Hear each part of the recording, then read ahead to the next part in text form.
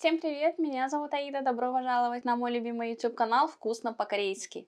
Во-первых, хочу поздравить всех уже с наступившим Новым годом. Надеюсь, что все справили его замечательно.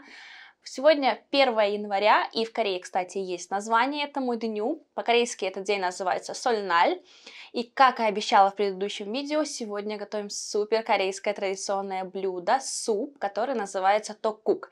Использовать будем ток, который мы с вами научились готовить в предыдущем видео.